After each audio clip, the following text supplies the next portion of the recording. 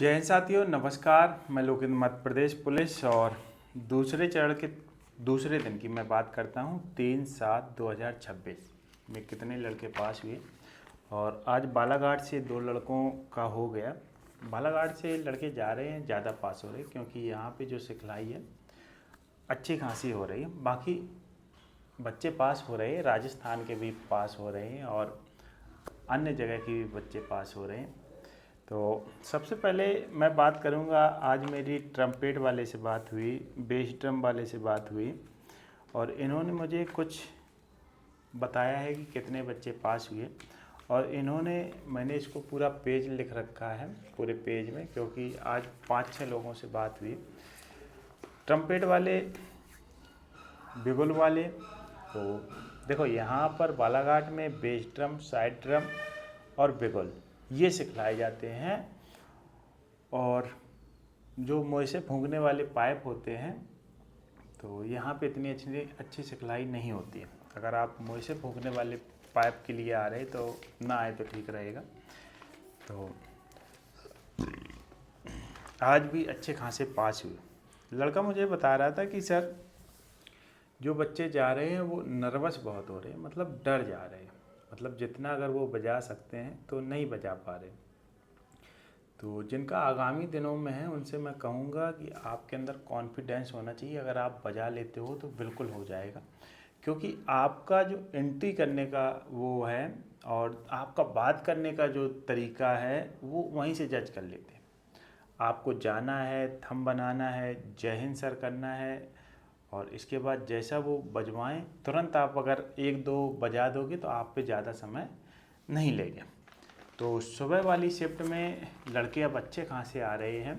सुबह वाली शिफ्ट में 200 प्लस, मतलब 200 से ज़्यादा बच्चे आए हैं। और मेरी जो एक लड़के से बात हुई वो ट्रम्पेट से था, वो बता रहा था कि सर 10 में से 2 लड़के पास हुए। बालाघाट से 2 लड़के पास हुए और एक से मेरी बात हुई, वो भी ट्रम्पेट से था, वो भी बता रहा था कि सर 10 में से 2। साइड ड्रम वाले से बात हुई, वो भी बता रहा था 10 में से 2। आखिर इनसे क्या क्या पूछा गया उस पर भी बात करते हैं। तो जिससे मेरी पहले बात हुई तो ट्रम्पेट में पास हुआ, बोल रहा था कि सर लगभग 15 से 20 लड़के पास हुए होंगे। जब वो गया था तो सूची में 6 लड़के थे, सूची बी में, और ये 2 लड़के और पहुंच गए। तो मैंने कहा भाई ट्रम्पेट वाले, कल भी मैंने ट्रम्पेट के बारे में बताया था, जैसे उससे राष्ट्रगान पूछा गया था, तेरे नज़र का कमाल पूछा गया था, मुंडा तेरा, ये मुंडा करके गाना पूरा नहीं लिख पाया। और इसके अलावा इनसे क्या पूछा गया वही पूछा जा रहा है जो कल पूछा जा रहा है। जिनका ट्रम्पेट है वो दोस्त ध्यान से दें और थोड़ा प्रैक्टिस कर लें। उन्होंने बोला क्या बजाना, सबसे पहले आपको नर्वस नहीं होना। उनने सबसे पहले आपसे कहेंगे आप क्या बजा लेते हो, आप जो बढ़िया बजा लेते हो, confident, yes ma'am, yes sir, और आपसे कहें कि बजाओ तो आप राष्ट्रगान अच्छा बजा लेते हो, वंदे मातरम, मतलब एकदम सामने वाले पे।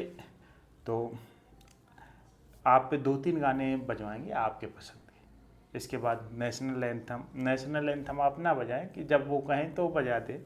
इसके बाद स्केल, अब जो स्केल होता है पूछा जाता है, उसके बारे में पूछा जाता है कौन सी स्केल है, तुमने जो बजाई वो कौन सी स्केल।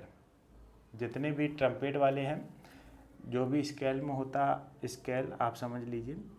कोई चार्ट पढ़वाते हैं, इस प्रकार का चार्ट होता है, ये ऐसे जो आप म्यूजिक में देखते हैं ना, उस प्रकार का चार्ट रहता है, उसको आपसे पढ़वाते हैं। उसने बताया मैंने देखा बच्चे नर्वस हो रहे हैं इसलिए उनका टेस्ट ख़राब हो रहे हैं। अगर आप डर जाओगे तो कहीं ना कहीं आपका टेस्ट ख़राब हो जाएगा। जो इम्पोर्टेंट आज के, तो आज बालाघाट ज़िले से 2 लड़के गए और दोनों का हो गया। लड़कों ने मुझे ऐसा बताया कि सर हम 2 थे, अगर और ज़्यादा होंगे तो इसकी जानकारी नहीं है, वो बता रहा था कि 2 हो जाएं। अब जो मेरी तीसरे लड़के से बात हुई वो भी बता रहा है कि सर 10 में से 2 हुए। वही सर ट्रम्पेट वाला जो दूसरा लड़का बता रहा, वही सर जनगण मन, वंदे मातरम, बाकी जो आपको बजाना आता है वो बजाइए, बजाओ। और नोट्स आपको आना चाहिए। जो नोट्स होते हैं वो आपको दोस्त आना चाहिए, स्केल आनी चाहिए। आपको एक बुक दी जाएगी, बुक देते हैं जिसमें आपको बताना है कौन सा नोट है, क्या है, ये क्या है, सब कुछ। फिर वो नोट बजवाते हैं, आपको नोट बजाना भी आना चाहिए।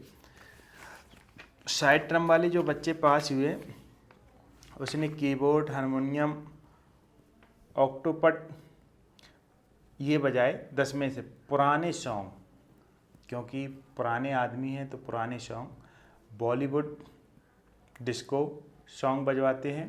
गुजराती गरबा पे साइड ड्रम वाले प्रैक्टिस कीजिए, बॉलीवुड डिस्को सॉन्ग पे कीजिए।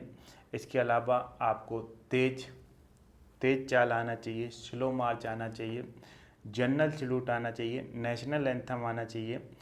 2-3 आपको गाना आना चाहिए, ऐ मेरे वतन के लोग, आपको ताल आनी चाहिए।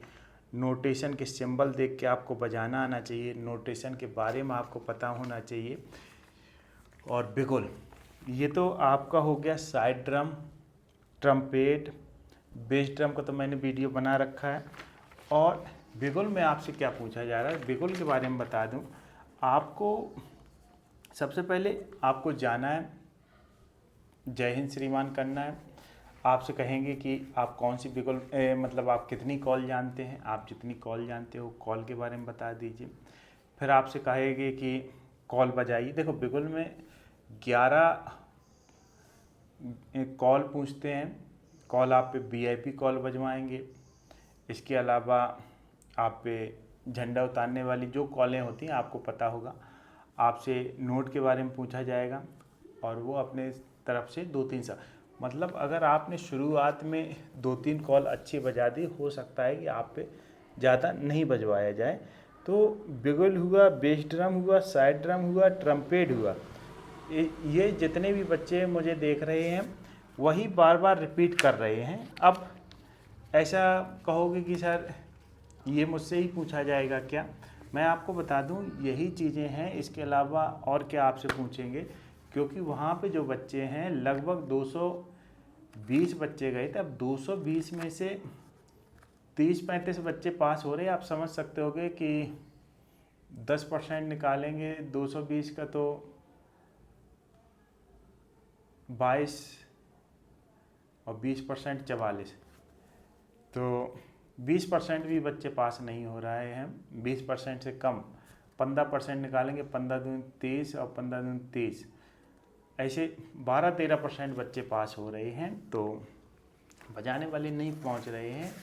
तो आप लोग, मैंने जो वीडियो के जरिए आपको बताने का प्रयास किया, कृपया कर आप लोगों से अनुरोध है कि इस पे फोकस करते हुए आपके गुरु, आप जो भी सीख रहे हो, क्योंकि आगे और बदलाव होने की संभावना है। तो ये अगर आप सीख के जाते हो तो कहीं ना कहीं आप प्रथम चरण में जो स्किल टेस्ट है, बैंड वादन है और 20 रेडी में ये बजाने वाला है, तो आप बिल्कुल पास हो जाओगे। और उम्मीद करते हैं कि आप ये सब बजा लेते होगे और आगे उसमें जो भी सुधार है, आप जो भी बजा लेते हो अच्छा बजाइए।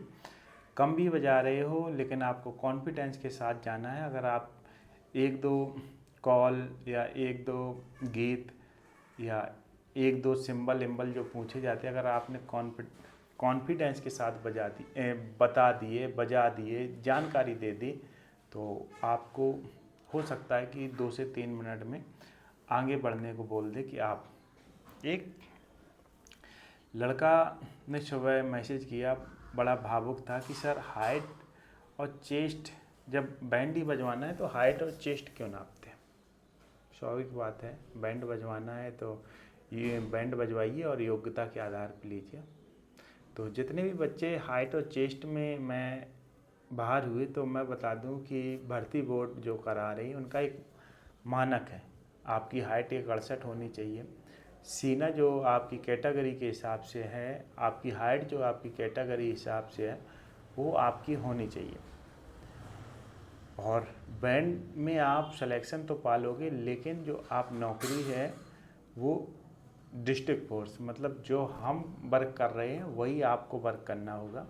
तो जितने लोग हाइट और चेस्ट में बाहर हुए हैं उनसे मैं यही कहना चाहूँगा, ये कांस्टेबल के जो मानक हैं उसके अंदर अगर आप आ रहे हो तो आपको सेलेक्ट किया जाएगा। जो बजा रहे हैं इसके अलावा उनको वो वाली ड्यूटी भी करना है। मैं आपकी निराशा समझ सकता हूँ, वो बच्चा रो रहा था, निराश था, और निराश होना स्वाभाविक बात है, क्योंकि जब आपके अंदर कला हो और उस कले को देखा ना जाए तो निराशा बनती है।